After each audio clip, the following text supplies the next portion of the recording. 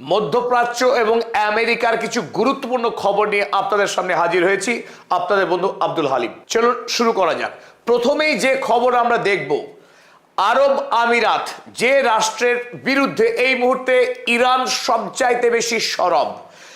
মধ্যপ্রাচ্যের আরব বিশ্বের আরব আমিরাত তা যে ইসরায়েলের অংশ, ইসরায়েলের হয়েই মুসলিম বিশ্বের বিরুদ্ধে যে লড়াই শুরু করেছে এই আরব আমিরাত, তার একেবারে জলজান্ত প্রমাণ আপনাদের সামনে আজ আমরা তুলে ধরছি। গতকাল এই আরব আমিরাত যখন গাজার নিরীহ শিশুরা খুন হচ্ছিল, তারা বাবা মাকে হারিয়ে যখন আর্তচিৎকার করছিল, সেই শিশুদের হাহাকার কিন্তু কানে পৌঁছায়নি আরব আমিরাতের শাসকদের।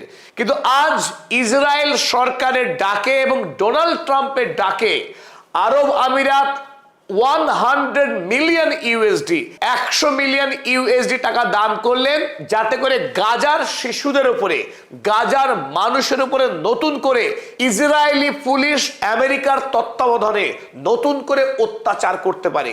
গাজার সর্বস্ব হারানো অনাহার ক্লিষ্ট মানুষের মুখে খাবার পৌঁছানোর জন্য যে ধনী রাষ্ট্র একটি কানাকড়ি দান করতে পারে না, সেই আরব আমিরাত ইসরায়েলের হাতে 100 মিলিয়ন ইউএসডি টাকা তুলে দেওয়ার যে নৃশংস দৃষ্টান্ত, মানব জাতির ইতিহাসে এক ঘৃণ্য দৃষ্টান্ত স্থাপন করলো এই দুবাই আবুধাবির শাসক।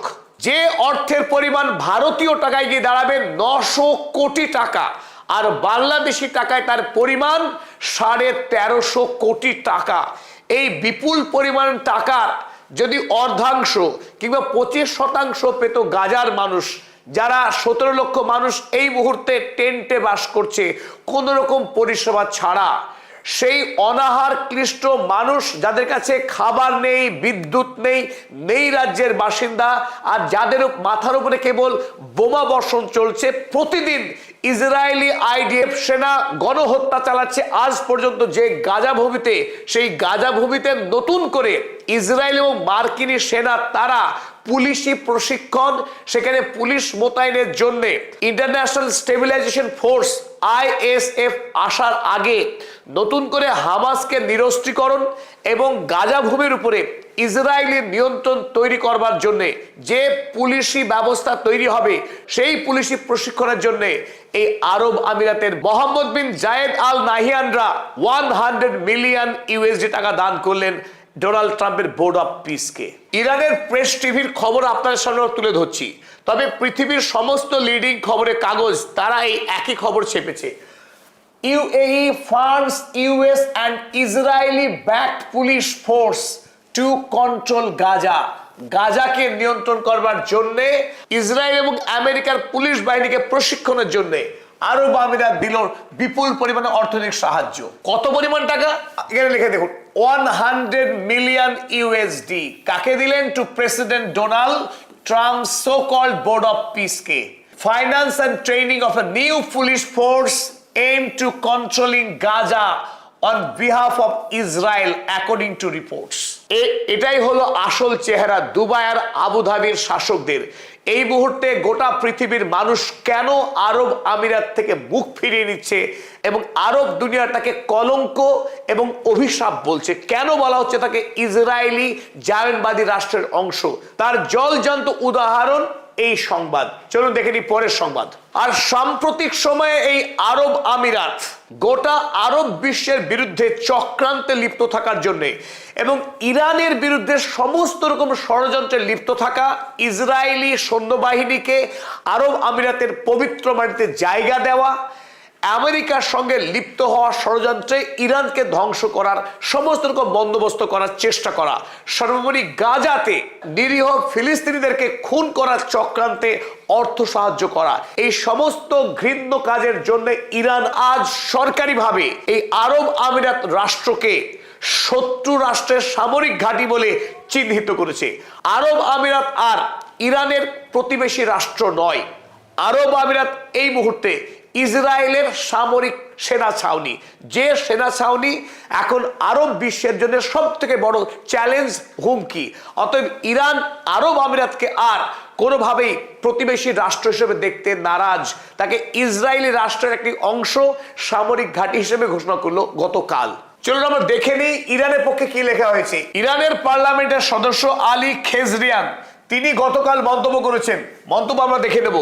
We no longer see the United Arab Emirates as a neighbour. আমরা আরব আমিরাতকে আর কোনোভাবেই প্রতিবেশী রাষ্ট্র হিসাবে মনে করছি না। They are considered a hostile base. তারা আমাদের শত্রু সেনা ছাউনি, যেটা আমি বলছিলাম ইসরায়েল রাষ্ট্রের সেনা ছাউনি, সেই কথাই ঘোষণা করেছে পক্ষান্তরে ইরান রাষ্ট্র। আর ইরানের একজন অন্যতম অধ্যাপক মারান্ডি এই মুহূর্তে ইরানের দৃষ্টিভঙ্গি সারা পৃথিবীতে যিনি ব্যাখ্যা করছেন, সেই মোহাম্মদ মারান্ডি তিনিও দাবি করেছেন যে আরব আমিরাত এই মুহূর্তে ইরানের অন্যতম প্রধান শত্রু। ইরান এবং আমেরিকার খবরে ফেরা যাক। এখনো পর্যন্ত আমেরিকা ওমান উপসাগরে তার যে নৌ অবরোধ, সেই নৌ অবরোধ চালিয়ে যাচ্ছে। ওদিকে ইরান তারাও চেষ্টা করছে আমেরিকার ওই নৌ অবরোধকে অমান্য করে, অবাধ্য হয়ে তাদের দেশের যে বাণিজ্যিক কার্যকলাপ, সেই কার্যকলাপকে চালিয়ে যাওয়া। কাল ইরানের দুটি জাহাজ বিদেশে তেল খালি করার পর খালি ট্যাঙ্কার ফিরে আসছিল ইরানের পথে। আর সেই মুহূর্তে ওমান উপসাগরে আমেরিকার যে বিপুল নৌবাহিনী রয়েছে, ওমান উপসাগরে যারা নৌ অবরোধ করছে তাদের পক্ষে আক্রমণ করা হয় ইরানের ওই খালি দুটি ট্যাঙ্কারে। আর তার জবাবে ওই ওমান উপসাগরে আমেরিকার নৌ অবরোধের একটু দূরে সেখানে ইরানের আইআরজিসি সৈন্যবাহিনী একটি জাহাজকে জব্দ করে দেয়, তাকে সিজ করে দেয়। আমেরিকাকে ছেড়ে কথা বলবে না ইরান। তারা কোনোভাবেই ডোনাল্ড ট্রাম্পের হুমকিতে পরোয়া করে না। তারা যদি আক্রমণ চালাতে পারে ইরান তৎক্ষণাৎ প্রত্যাঘাত করবে, কোনোভাবেই হরমুজ প্রণালীর কাছে ঘেঁষতে দেবে না মার্কিন নৌবাহিনীকে। সেটাই এই মুহূর্তে আইআরজিসির সবচাইতে বড় চ্যালেঞ্জ। এখনো পর্যন্ত আমেরিকাকে সমানে সমানে চ্যালেঞ্জ এবং সমানে সমানে আঘাত করে মাথা উঁচু করে দাঁড়িয়ে আছে ইরান। আর আরো একটি বড় খবর ইরান নিয়ে এই মুহূর্তে, আয়াতুল্লাহ মুস্তফা খামেনি যিনি ওই 28শে ফেব্রুয়ারি তার পিতার সঙ্গেই আক্রান্ত হয়েছিলেন আগ্রাসী মার্কিন এবং ইসরায়েলি বাহিনীর দ্বারা। সেই আক্রমণে তিনি এতদিন অসুস্থ ছিলেন বলে খবর ছিল, যদিও ডোনাল্ড ট্রাম্পরা একাধিকবার দাবি করেছিলেন মুস্তফা খামেনি নিহত, তিনি পিতার মতো খুন হয়ে গিয়েছেন। কিন্তু সমস্ত জল্পনার অবসান ঘটিয়ে এই মুহূর্তে ইরানের সর্বোচ্চ ধর্মীয় নেতা মুস্তফা খামেনি ইরানের যুদ্ধ পরিচালনা করছেন, আইআরজিসির নেতৃত্ব দিচ্ছেন। এই মুহূর্তে আইআরজিসির সর্বোচ্চ কমান্ডার তিনি ইরানের ওয়ার স্ট্র্যাটেজি ঠিক করছেন না। বর্তমানে ইসরায়েল, আমেরিকা এবং আরব আমিরাতের বিরুদ্ধে ইরানের যে লড়াই চলছে, যে কূটনৈতিক সংগ্রাম চলছে, সেই সংগ্রামের নেতৃত্ব দিচ্ছেন মুস্তফা খামেনি। তিনি এখন সুস্থ এবং যার সঙ্গে গত পরশুদিন সাক্ষাৎ করেছেন ইরানের president Masoud Pezeshkian. Masoud Pezeshkian Ayatollah Mustafa খামেনির সঙ্গে সাক্ষাৎ করে অভিভূত হয়েছিলেন, তার বিনম্রতা এবং আন্তরিকতায় স্নাত হয়েছিলেন, আপ্লুত হয়েছিলেন ইরানের প্রেসিডেন্ট মাসুদ পেজেশকিয়ান।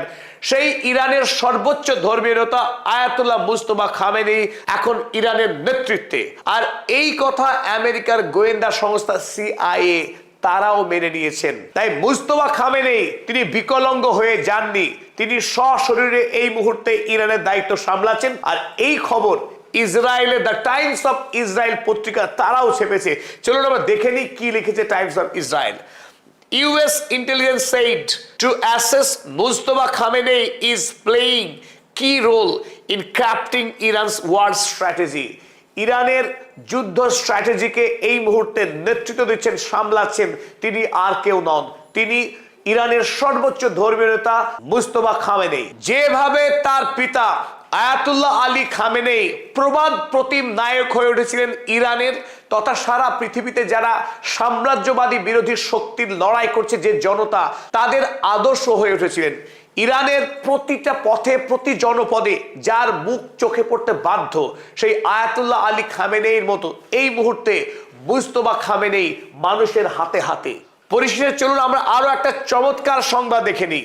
ইরানকে জব্দ করতে না পেরে ডোনাল্ড ট্রাম্প কোমায় চলে যাচ্ছেন, হতাশায়, অবসাদে। তিনি যে কায়দায় ভেনেজুয়েলায় আক্রমণ করে তিনি এলেন, দেখলেন, জয় করলেন, ভিনি ভিডি ভিসি I saw I came I defeated, সেই একই খেলা তিনি খেলতে চেয়েছিলেন ইরানের সঙ্গে, কিন্তু ইরান কিছুতেই হার মানছে না, বারবার বুক পুড়ছে, আমেরিকার সংবাদ সংস্থা গালি দিচ্ছে। তাই এই হতাশা থেকে বাঁচার জন্য তিনি একটা ম্যাজিক্যাল টুইস্ট মেরেছেন, আবারও আক্রমণ করলেন ভেনেজুয়েলাকে। লক্ষ্য কি? ভেনেজুয়েলার হাতে থাকা 10.5 কিলোগ্রাম এনরিচড ইউরেনিয়ামকে লুট করার কাজ করলেন ডোনাল্ড ট্রাম্প। ইরানের কাছে থাকা 441 কেজি এনরিচড ইউরেনিয়াম, যার দিকে পাখির চোখ রেখেছেন ডোনাল্ড ট্রাম্প, তিনি জোর দাবি করেছেন ইরান কোনোভাবেই পারমাণবিক বোমা বানাতে পারবে না। তিনি ইরানকে নাকি পারমাণবিক বোমা বানাতে দেবেন না, এমনকি ইরানের কাছে থাকা ওই এনরিচড ইউরেনিয়াম তিনি ছলে বলে কলে কৌশলে যে কোনো মূল্যে কেড়ে নেবেন, কিন্তু পারেননি। অগত্যা আবারও সেই সফট টার্গেট ভেনেজুয়েলা। এবার কিন্তু তিনি ইউরোপকে সঙ্গে নিয়েছেন।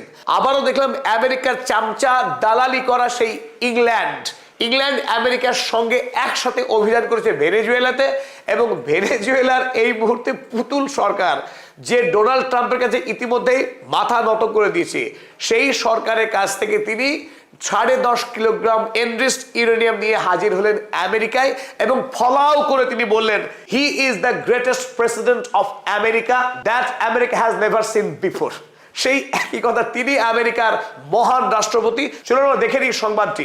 Trump seizes Venezuelan uranium as Iran objective remains elusive. Iran থেকে ইউরেনিয়াম লুট করবার স্বাদ আজও পূর্ণ হয়নি, মায়া থেকে গেছে। তখন তিনি ভেনেজুয়েলার ইউরেনিয়াম লুট করে আনলেন। সেই খবর খোদ ইরানের প্রেস টিভি করেছে। পদাতিক পরিবারের সঙ্গে থাকার জন্য প্রত্যেক দর্শকে জানায় আন্তরিক কৃতজ্ঞতা।